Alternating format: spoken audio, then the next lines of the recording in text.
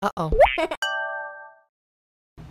Ontem eu tava estacionar o carro, no estacionamento tem um cara ótimo, assim, ele sempre tá dando risada, sempre que tá sempre assim, ótimo, dando risada, tarará.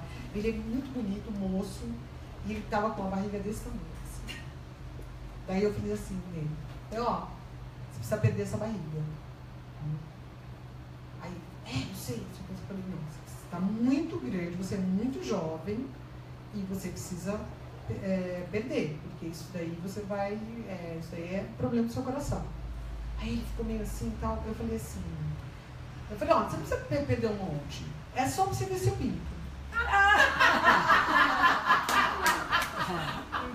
Sabe, eu acho que tem umas coisas que tem que ser por aí, não dá pra se contar uma história de 70 páginas, entendeu? Você tem que virar pro cara e falar assim, não, ó, é o seguinte, você vai perdendo até a hora que você olhar, tá bom, entendeu? Se não olhar, você sabe pra que ele serve? Não, você tem que olhar, entendeu? Então eu acho que tem uma hora que talvez fala assim, mas tá todo mundo olhando pro chefe por quê? Sabe, eu acho que, não sei, porque é tão difícil você ir pelo lado do bom senso, né?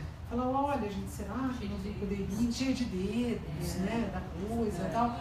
Aí, de repente, fala assim, ó, não sei, faz uma meia hora que eu tô falando aqui, todas vocês estão olhando pro chefe. Então, é melhor, vou falar só pro chefe? Posso falar só pra ele? Sei lá, não sei, mas quebrar, denunciar, porque, denunciar, assim, de novo, eu acho que a gente não tem tempo pra isso, sabe? É isso.